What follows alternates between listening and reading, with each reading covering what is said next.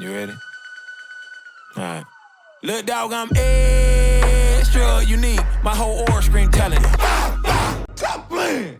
All right, we got another edition of the Underrated Podcast. Shannon Shorter. Dayon Dunlap Sr. We got a very special guest, Houston's own former NBA basketball player, still professional athlete, college graduate, been all over the world, Mr. Sheldon Mack in the building. Appreciate you jumping down on the Underrated Podcast. That's love. You know I got a little love and respect for you, bro. Me and my co-host, Dayon. Yes, sir. Appreciate it, bro. Off top, what way are you underrated? Or have you been underrated your whole life? Just coming out of high school, I committed early to the University of Texas coming out of high school. I think I committed as a freshman. So I just wanted to secure my spot because my class was kind of loaded. I was in the same class with Anthony Davis, Austin Rivers, LeBron Nash, Sabonis. So I just wanted to secure my spot because I felt like if I just get to a spot and just make a name for myself, that I can secure my spot. So I was a 4-star coming out of high school. I was like ranked 46, 47 in the country. So not a lot of hype behind my name, but I knew I was good enough to make a stamp on wherever I go. So I just been underrated since then. We're gonna get into it, but your name carried weight in the city though. You said it wasn't a lot of hype behind your name. But before we get into that, you have a fellow family member that was a McDonald's American. Right? So growing up seeing that, how did that help you shift your mind, shape your mind to say, okay, I can do this too? Just following in the same footsteps. I know he had a lot of weight around the city. As far as his name, I never really seen him play, but I know he was nice. Yeah. Just from what everybody was telling me. So and then my mama pushed me to be the greatest athlete I can be. So I ain't had no choice really. So that kind of drove me as well. So I was always driven, by those two things for sure. How did, when you were coming up early ages, seeing different rankings where you were ranked, did that motivate you to, I'm going to prove that I am who I am and I should be mentioned or ranked even higher? Yeah and no. Like growing up, you look at the rankings like... Naturally. I should be here, or I should be there, or this guy not better than me.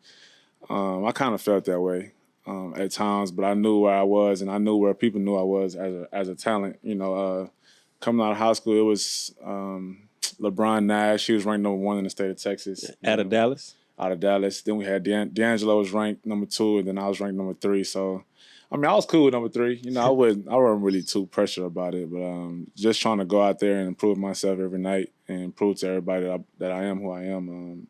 It was fun to me. It didn't really bother me, so I was cool with it. Let's rewind a little bit. I know you personally, but for the people that don't know you, can you take us back to South Park, Sunnyside, growing up? What was your experiences like? Because we know the experiences like when you're growing up in the hood and you got these temptations, but you got a strong mama, Mama Mac. I love her to death. Can you tell us how she kept you shielded and protected you from those environments? Yeah, I grew up only child. My mom had 3-4 jobs working just to, maintain, keep the lights on, keep food on the table. And she should just leave and tell me to lock the door. Don't answer for nobody. That's what. Don't answer for nobody till I call you. And she, like I said, she really pushed me into the sport of basketball. And I get my strength and my drive from her growing up. So that's what I used to feed off of growing up. And I got a strong, like you said, I got a strong-willed mom. Like she wasn't going to let me fail. Like I was going to get my education. I was going to play basketball. I was going to go to school for free because she wasn't paying for it. And that's what I did. And so I give all thanks to my mom and of course, God for leading me down that route. Why Texas? I know all of us being from Texas, and I'm pretty sure we had an admiration from Texas. But why UT for you?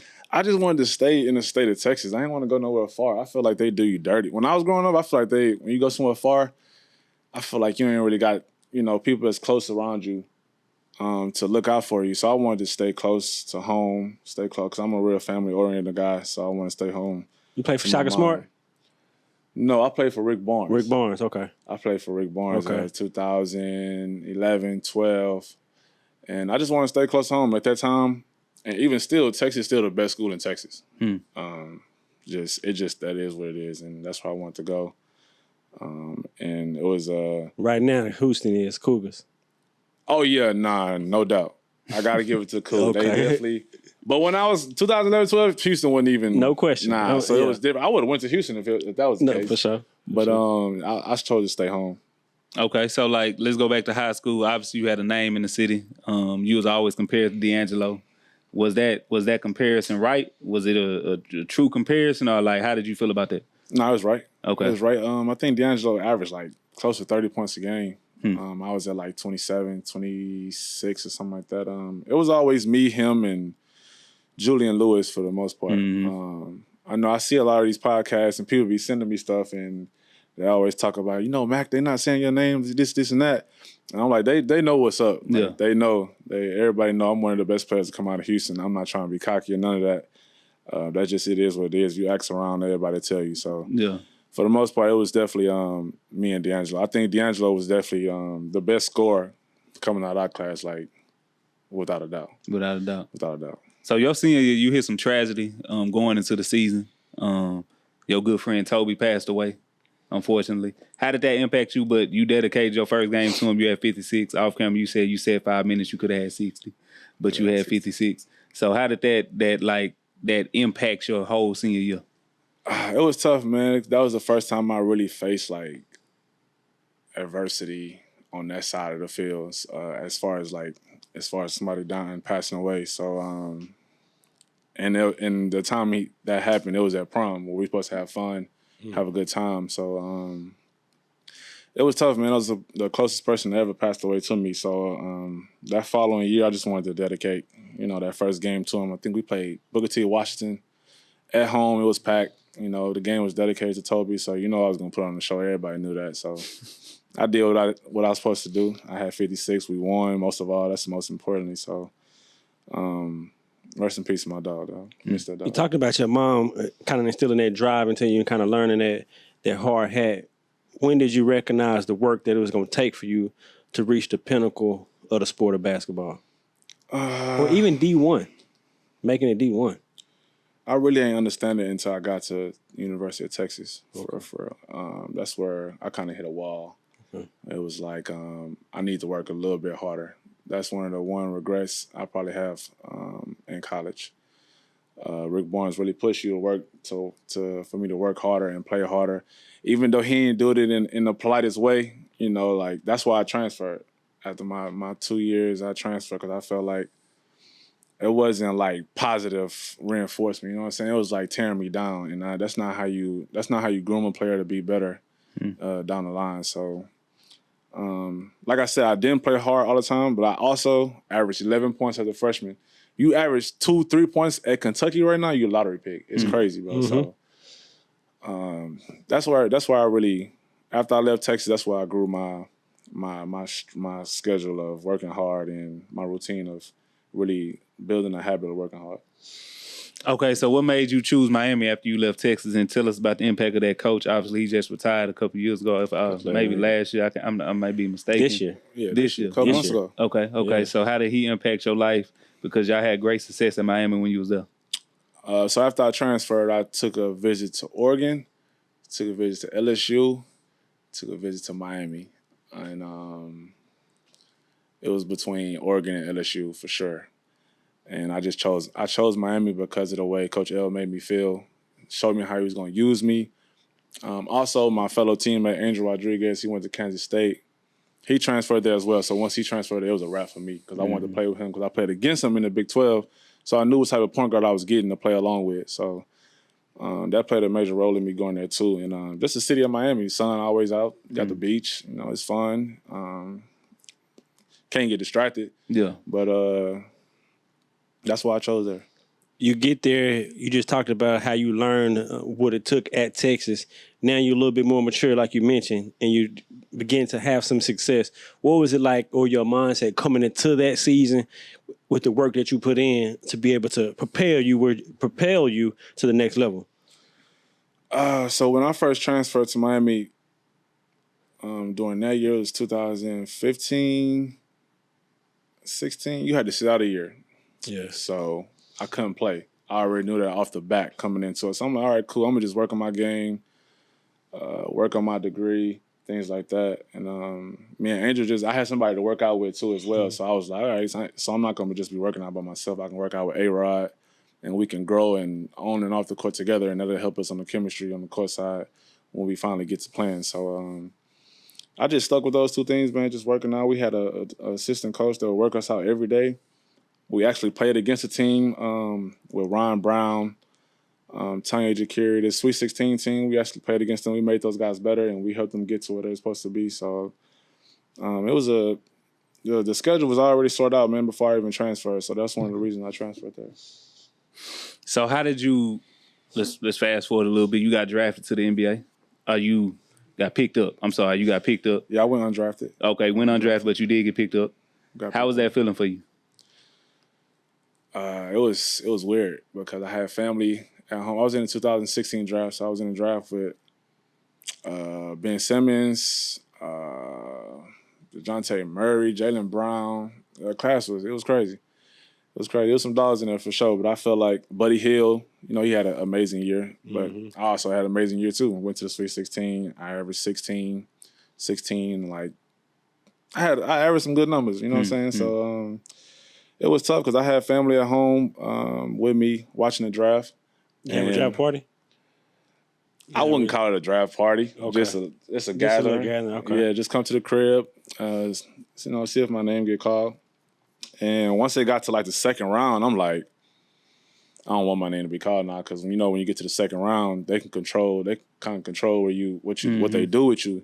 If you go undrafted, you can kind of choose the route you want to go, whatever team you want to go to. So I was disappointed because I felt like I should have been drafted, man. Like players like Josh Hart, no disrespect to him, but I don't feel like they was better than me at that time. So still don't. And still don't. So when my name began called, it was disappointing for sure. I wanted to go to the gym immediately, but I had to hide my feelings in front of everybody, man. I was still acting like I was happy and all that. And I got a phone call from my agent right after the draft saying that the Wizards was going to pick me up when we come to training camp. So I was blessed to get that opportunity, and I made the team undrafted, made the most of my opportunity. Tell us how Scott Brooks impacted you. It was weird, bro, because Scott Brooks also went undrafted to the NBA, and he didn't really get that playing time opportunity like he wanted to. And I felt like he did the same thing with me, and even D House and even Daniel Ochefu. All of us, we really didn't play a lot. And when he gave us the opportunity to, when he gave me the opportunity to, I proved I belong. I started some games as well. I had some career highs. I had 18 against Miami at Miami. So I proved I belong, and I just never got the opportunity to like consistently prove why I belong in rotation. Because the NBA it's all about situations and opportunities and things like that. So I think if I tore my Achilles going into my second year in preseason against the Cavs, and that kind of like derailed me because I felt like that was the only way that I can really crack the rotation. I was going to be right behind Bradley Beal, and that kind of set me back a lot. So you got a real good relationship with John Wall? Okay. It's a viral video that went around where you beating him in one-on-one. So that just shows the confidence and the self belief you have in yourself. What did that moment do for you? Did it help you, or did it already like further like validate who you felt you was? I think it hurt me, honestly. They sent me to the G League after that. They like, you show guard now, our all-star player, this and this and that. They sent me to the G League. They said I was being cocky. It's crazy. I'm like, that's just who I am. I'm not scared of nobody, bro. We all bleed red. I don't care if you're all-star, how much money you make, none of that. I'm trying to crack the rotation. Like I'm doing whatever I'm supposed to do. He called me out. So I'm like, that's my dog, but I'm gonna go at whoever. It's just basketball. So at the end of the day, I feel like that kind of hurt me, but it also kind of put me on the map too, because people, I went viral, so people started realizing who I was, and then I got a little bit more opportunity to playing time. I don't know how they work like that, but I got a little bit more playing time and kind of proved who I can be on the court. So it was good and bad. Let's go back a little bit. You said you tore your Achilles. How did that like impact you? How did that affect you mentally? Like, because I hear a lot of players say when you get injured, you're the only one is you feel alone. You feel like nobody's there. It's only you and the injury. So how did that impact you? And how did your mother help keep you level-headed in the moments? Yeah, it impacted me a lot. Like I said, man, I was killing that game too. That's when LeBron was on the Cavs. They had Isaiah Thomas, Cedi Osman. I was killing Cedi. He can't guard me. He too slow. Was killing him. I scored like 3 straight. Finally got the ball, tried to push off my right leg, and my calf rotated. And, I told my Achilles, just went to the shower and started crying because I knew that I had to sit out a whole year and that my opportunity most likely was gone because I was undrafted. I didn't really have a name like that to come back from an injury and just get back into the NBA. So I knew it was going to be another tough route. But nevertheless, I never, gave up or anything like that. I just kept working and finally got back to the NBA. I did the G League for a little bit, then I got a 10-day with the Cavaliers, and this one, they was trash. Like, absolutely trash. I got a 10-day, got paid, but they didn't put me in the game. I'm like, bro, y'all not even good. Like, put me in I ain't going to say that. I'm like, bro, y'all not even good. Like, put me in the game, let me prove something. Yeah. And then COVID hit. Boom. That derailed me again, messed me up again. So and each time this happened, I'm only getting older and older. Yeah. Year by year. The NBA don't like, quote unquote, old guys. Yeah. So it's like, it was always a setback for me, like really proving myself and like being stationary in the NBA. So it was tough. What's some of your biggest takeaways from playing in the NBA?